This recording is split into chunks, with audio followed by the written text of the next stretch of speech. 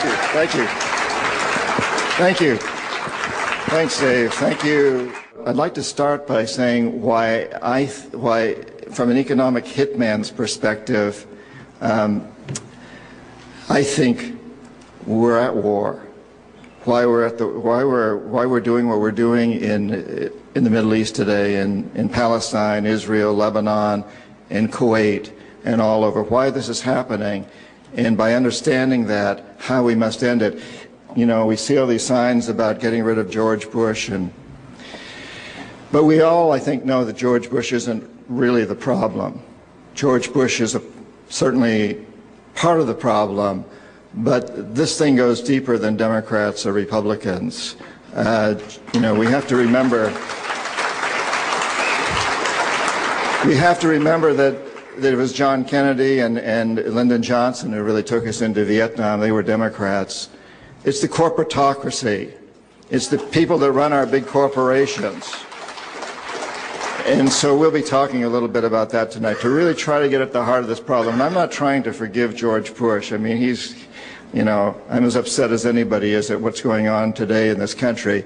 But to just think that that will do away with the problem by voting in somebody else isn't going to solve the problem. We've got to go deeper than that. And tonight, we're going to do that. I have a very strong conviction that when we leave here tonight, all of us, together we will be determined, you and I, to go out and do the right thing. And it's the pragmatic thing, it's the rational thing, and it's the patriotic thing. And we're going to turn this country around, we're going to turn the world around in that process, and we're going to create a world that my 24-year-old daughter and her children will be very happy to inherit.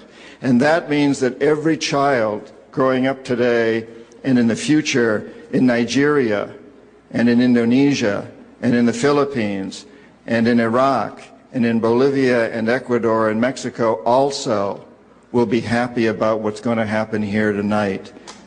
The movement that we're going to get going on to change this country, because I believe that it's not that difficult.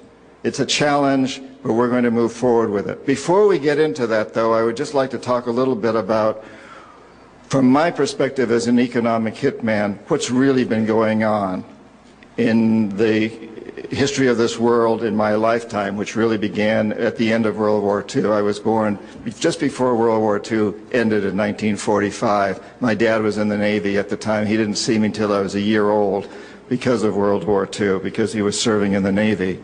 I didn't see him either till I was a year old. I don't remember that occasion, but he tells me he does. From my perspective, what we've been doing since the end of World War II is building an empire. And today we have managed to build the world's first truly global empire. It's the first in the history of the world. And it's also the first empire that's really been built without the military for the most part. It's been built through economics, through economic hitmen like me. The military has been there standing in the background, prepared to go in to serve us, to take care of things when we failed. But it's been essentially built through economics. And in the process of building this empire, let me go back. This empire is the first truly global one. We're unchallenged by any other superpower. We're challenged today by men and women with homemade bombs on their backs. But we're not challenged by any other empire today. And it's the first empire that hasn't been built primarily by the military. It's also the first empire without an emperor. And again, some of you may dispute that. you strong Democrats out there. But the fact of the matter is, instead of an empire, what we have today, and what's been growing stronger and stronger since World War II, is what I call the corporatocracy. And this is a fairly small group of mostly men who run our biggest corporations. And through them, they run our government and practically every other government in the world, all the important ones in the world. They are the equivalent of the empire. And they are in control regardless of whether we have a Republican or a Democrat in the White House or controlling Congress. They are in control. Certain things may be different. with a Republican and a Democrat, for example, the Supreme Court, people that are put on that. There's differences, but as far as building this empire is concerned, it continues under all those regimes, and this is what we must change. And so how do we economic hitmen work? Well, the most common way, and Dave just read a bit of that, is that we will identify a country, a third world country, that has resources that our corporations covet, like oil. And then we'll arrange a huge loan to that country from an organization like the World Bank. But this loan doesn't go to the country. Instead, it goes to U.S. corporations, Halliburton, Bechtel, Brown and Root, you know the names. Those are the ones that get the money.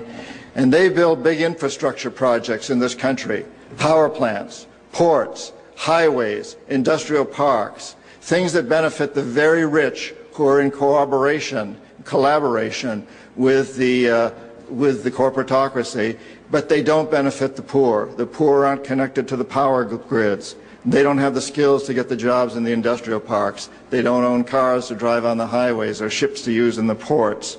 The country's left holding a huge debt, so huge you can't possibly repay it. So at some time, we economic hitmen go back and say to the country, listen, you can't pay your debts, so give us a pound of flesh. Sell oil to our oil companies real cheap, or vote with us on the next critical United Nations vote, or send troops in support of ours to some place in the world like Iraq. And in that way, we've built this empire. There's a lot of other things we've done, but that's the most common and most typical one. Sometimes we fail, not very often. I failed miserably in Panama with Omar Torrijos, I personally, and in Ecuador with Jaime Roldos. And I detail this in the books, but what happens then is what we call the jackals go in. The jackals overthrow governments, as we tried to do in 2002 with Hugo Chavez in Venezuela, or they assassinate the leaders of these governments, as they did with Jaime Roldos in Ecuador and Omar Torrijos in Panama. I felt deeply guilty for that, because I particularly liked Torrijos, who I knew quite well personally, and I knew that if I failed to bring him around, the jackals were likely to step in, and they did. He died in a fiery airplane crash. I have no doubt it was a CIA orchestrated assassination done by jackals. On the few occasions when the jackals also fail, then, and only then, does the military go in. That's what happened in Iraq. To understand Iraq, and I'm going to talk a little bit about my perspective on Iraq in just a minute, but to really understand it, we first have to understand Saudi Arabia. A lot of you will remember, some of you won't. I'd like to see we got quite a generational mix here. In the early 70s, OPEC didn't like what we were doing in Israel. Same old story. And so they cut off our oil supplies.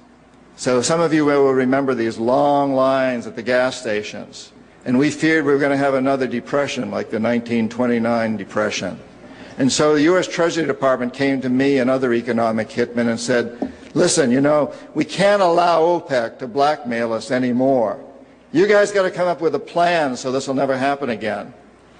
We knew that that plan had to involve Saudi Arabia because it had more oil than anybody else, and it also, the House of Saud, the royal family, was corrupt and corruptible.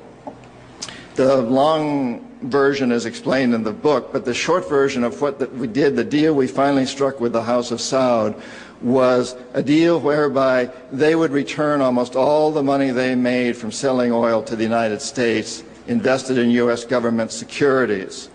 The U.S. Treasury Department would use the interest from those securities, which over the years has amounted to trillions of dollars, to hire U.S. companies to westernize Saudi Arabia, build petrochemical complexes, desalinization plants, whole cities out of the desert, McDonald's and all the other things that go along with our Western culture.